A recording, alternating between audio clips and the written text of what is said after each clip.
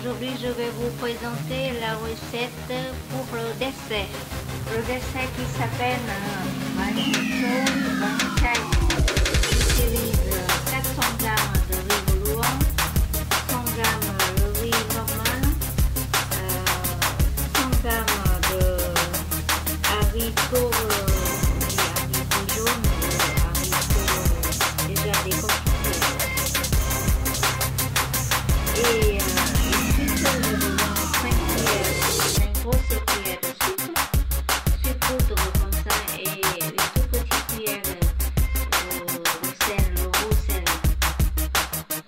Il faut 100 g de gingembre frais et 300 g de, si vous ne mangez pas beaucoup de sucre, à partir de 200 g de sucre pour faire de jus comme le sirop au gingembre. Tout d'abord, je dois faire cuire les haricots verts déjà décortiqués. Et pour faire cuire les haricots verts très frais, j'ai déjà mis dans une casserole et avec un peu d'eau. Et j'attends après voilà, d'avoir bouilli environ 10 minutes, je vais tout renverser de l'eau. Et avec cette façon, je vais recevoir les haricots verts bien tendres. J'attends encore 5 minutes. J'ai mis de la farine dans un bac. Et je vais mettre un petit peu de roselle dans l'eau tiède, un petit peu voilà, de roselle. Et après, je vais mettre tout de suite 5 cuillères de sucre dans la farine, comme ça, et je vais mélanger. J'utilise ça, voilà, les barrettes pour mélanger. Je mélange les deux riz, voilà, le riz bouillon et le riz normal. Voilà. Et je vais commencer pour mettre voilà, de l'eau. L'eau pas chaude, l'eau tiède. Et je vais mélanger comme ça, petit à petit. Voilà, comme ça. Faut travailler à l'œil, faut pas mettre tout de suite beaucoup d'eau. Voilà, je mélange comme ça. C'est un dessert, on n'a pas besoin de produits chimiques. Juste le riz bouillon et le riz normal. Le riz bouillon c'est très collant et c'est pour ça que je dois mettre 100 g de riz normal pour que les boulettes de riz pas trop collantes et c'est un petit peu croquant aussi. Mais si vous mangez et vous aimez bien très mou, très collant, vous ne devez pas mélanger. Voilà, comme ça. Petit à petit, je vais ramasser toute la farine.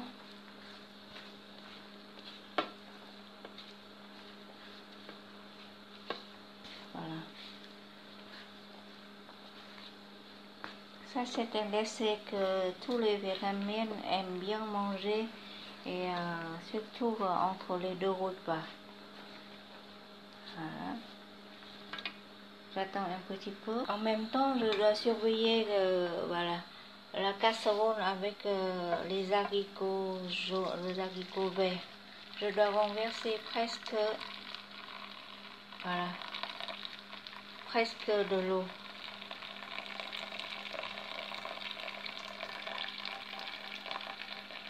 Comme ça. Et je laisse avec le feu faible maintenant. Et quand la farine a reçu assez d'eau, je dois travailler avec les mains. Voilà. Normalement, sur le plan de travail, voilà, j'utilise deux mains pour que, voilà, faire les pâtes, pour que les pâtes ça colle pas, mais là c'est pas encore voilà, assez de travail. Il faut travailler encore 15 minutes pour que les pâtes ça devient un petit peu plastique. Voilà, et après on peut faire les boules facilement. Et si vous avez la machine comme ça, voilà, le travail est plus rapide. J'ai mis dans le robot et j'ai mis 2 cuillères de l'huile normale. Tout d'abord avec la petite vitesse et après je vais augmenter. Comme ça. Environ 5 minutes, je vais terminer. Voilà, ça c'est bien.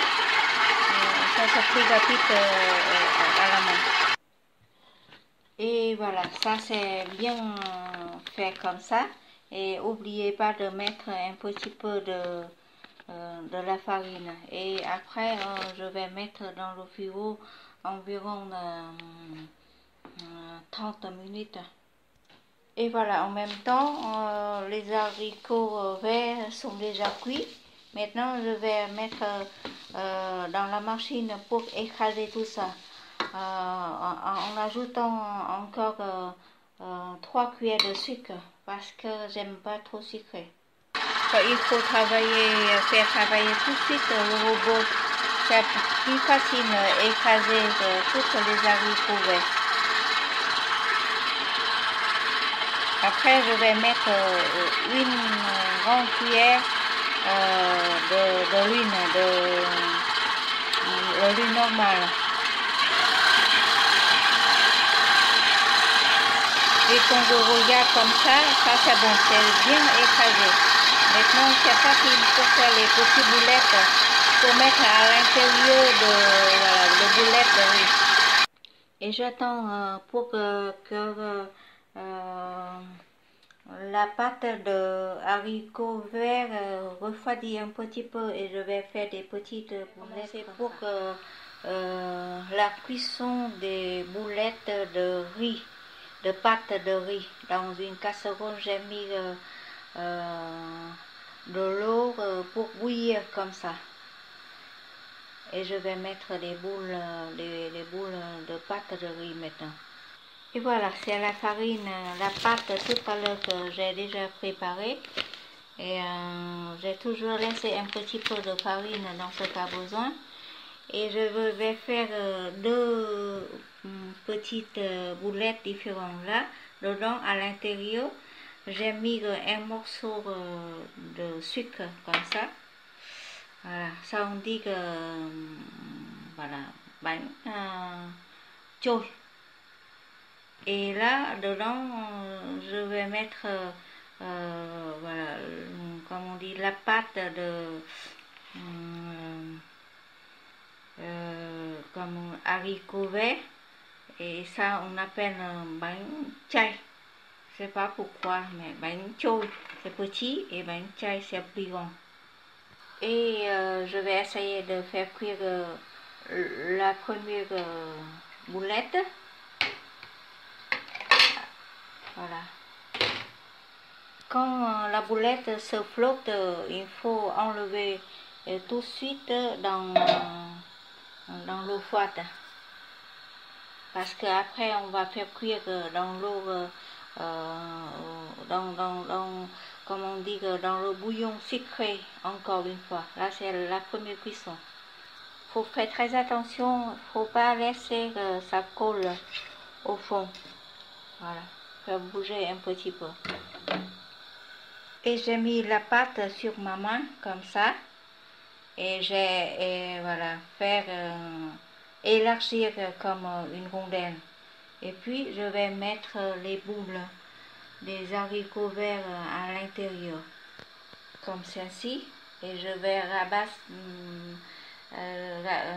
rabattre voilà, autour de la boulette de haricots verts. Et comme ça. Et je vais mettre aussi dans l'eau bouillante. Il faut mettre petit à petit. Comme ça. Voilà. La deuxième est plus grande parce qu'il a la boulette de haricots verts dedans. Petit à petit, je vais tout terminer la pâte de riz et la pâte de haricots verts que j'ai déjà préparée.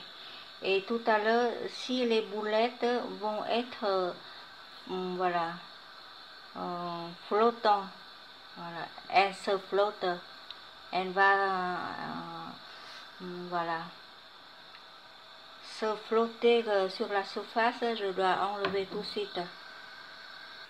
Et ça c'est la petite boulette. Quand elles sont flottées sur la surface, elles sont déjà cuites. Et dedans, le morceau de sucre, ça déjà, ça fond, ça devient comme le sirop.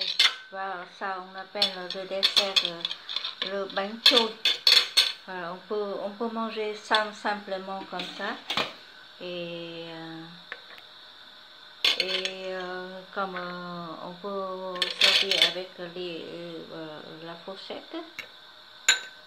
Voilà, regarde le sucre c'est déjà comme un petit sirop ou bien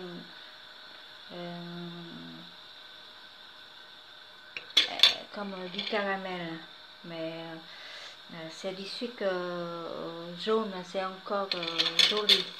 Aujourd'hui, je vais essayer avec du sucre blanc, sucre morceau blanc. Normalement, on utilise les morceaux sucre, canne à sucre. Voilà.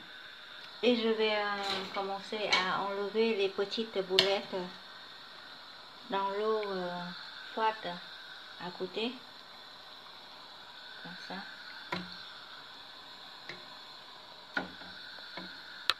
Voilà. Je pense que la petite déjà sont cuits. Voilà. Et je laisse la rendre encore 5 minutes. Voilà.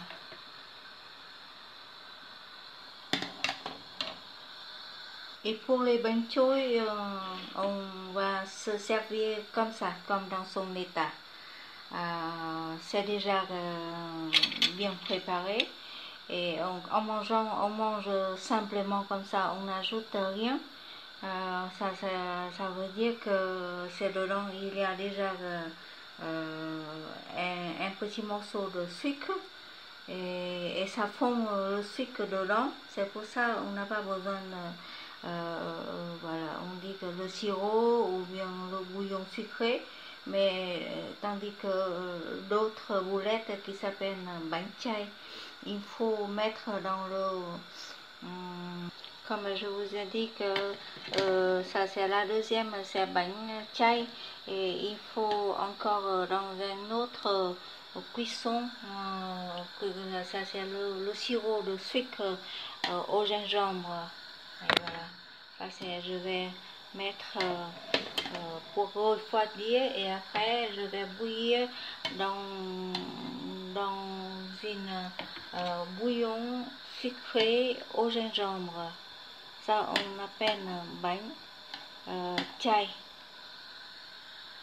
Entre le mot bánh chay, bánh trôi, on se confond tout le temps, mais en principe, la grande boulette, dedans, il y a des boulettes de haricots verts, sucrés. Et en mangeant, on va se servir avec le sirop de sucre au gingembre.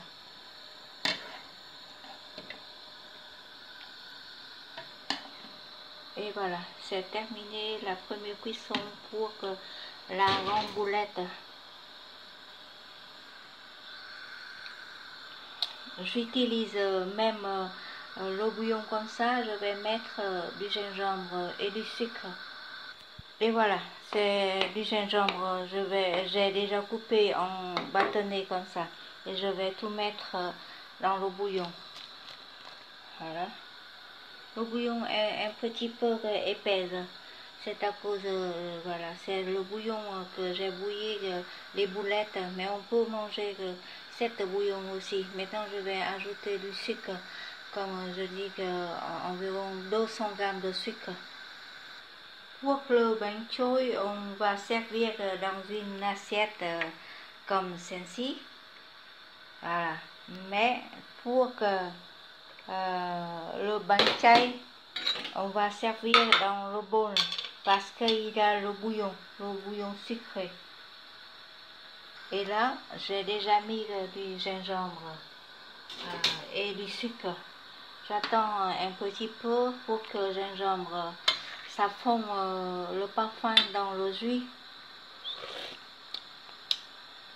Ça va, c'est pas trop sucré, c'est parfumé et le parfum de gingembre. Et maintenant, je vais ramasser les boules de bánh chay.